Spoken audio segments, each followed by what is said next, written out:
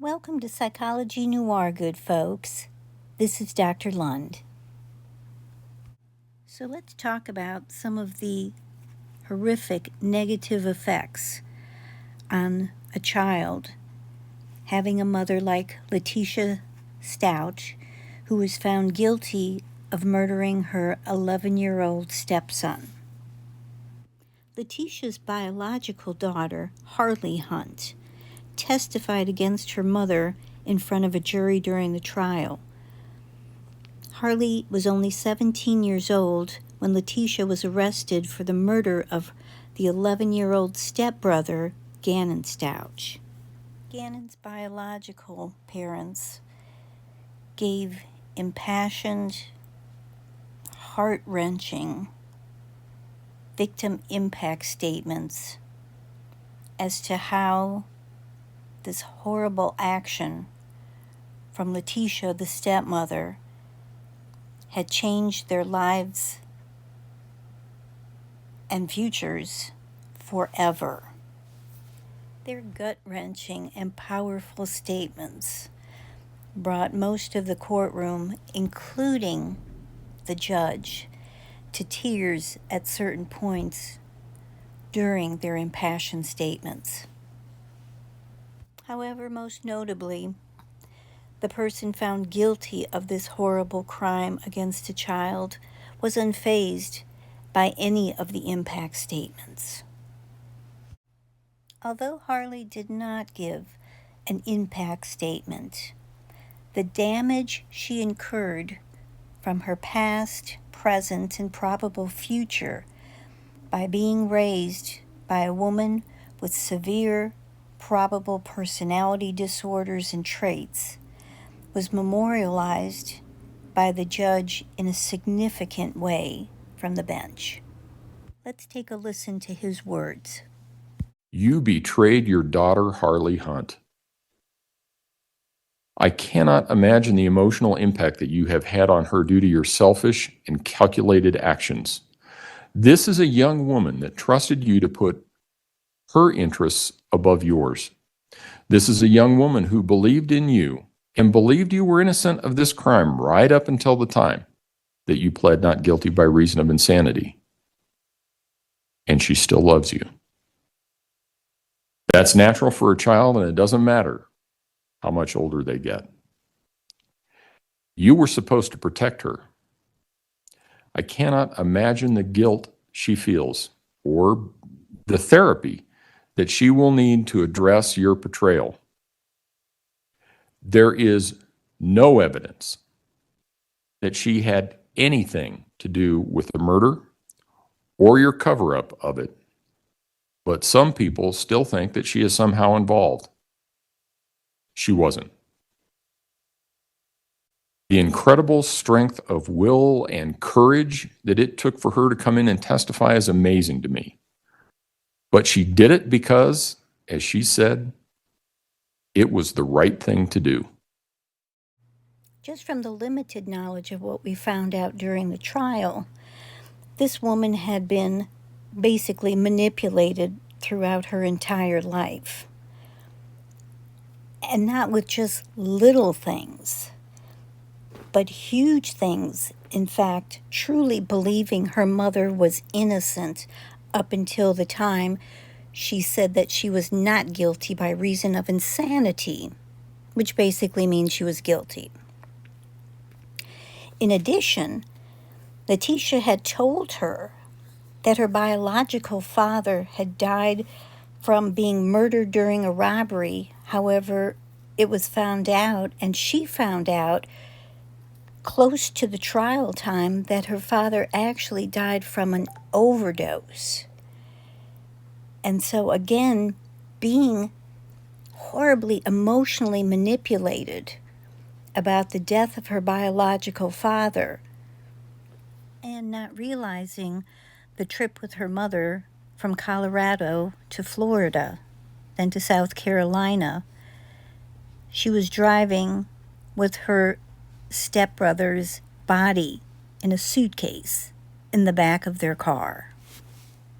From a psychological perspective, in my opinion, Letecia was a woman who had no business having the privilege of being a mother. Her intense dysfunction in her personality, her inflated self and sense of self-importance, and a lack of empathy for others and a need for being admired and attention put her needs before the needs of her own children, and especially those of Gannon. But in the case of Harley, who still bears the scars and will always bear the scars of her mother's horrible parenting, one of the most common effects of having such a dysfunctional mother is usually low self-esteem. And that threads into every aspect and area of life, career, existence, and relationships. Mothers with these extreme negative pathologies are often highly critical of their children or dismissive of their needs and emotions. They usually prioritize their own needs and desires over their children's, leaving the children feeling neglected and very unimportant. As a result, these children struggle with feelings of inadequacy, low self-worth, a lack of confidence in themselves and their abilities. Interestingly, a lot of these children are usually prone to self-criticism and self-blame, especially as they get older. They usually have difficulty identifying their own needs and desires and actually feel guilty for expressing them. For example, they may feel guilty for taking time for themselves or even asking for help. Another dysfunctional practice of these mothers that can cause a lot of anxiety, confusion, and difficulty in their own children regulating their emotions is the unpredictability to the mother's mood and reactions to situations. That can make it difficult for the child to understand or predict their mother's behaviors or to understand what's expected and what's accepted. What this practice does, it teaches the children to walk on eggshells around their mother, never knowing when she might become angry, sad, emotionally distant, or enraged. And more often than not, the child gets blamed for the inconsistency in the mother's mood and reaction. One of the hallmarks of this pathology is when on the stand, Harley talked about not being able to express herself or being very hesitant to express an opinion for fear she would get backhanded by Letecia, basically hit in the face if she expressed an opinion that Letecia interpreted as being a smart aleck. So she learned very quickly to be very hesitant about what she said and what she didn't say. Imagine the fear she had to overcome to sit on the witness stand and say things about her mother that normally all of her life she would have been either physically or emotionally punished for having an opinion, especially something negative about Letecia. The dynamic duo of guilt and shame are other emotions that the dysfunctional mother imparts onto her children. Usually because guilt and shame is what they use to control their children, often making them feel responsible for their emotions or for their behavior. This basically can lead to a sense of guilt and shame for the child simply for being themselves.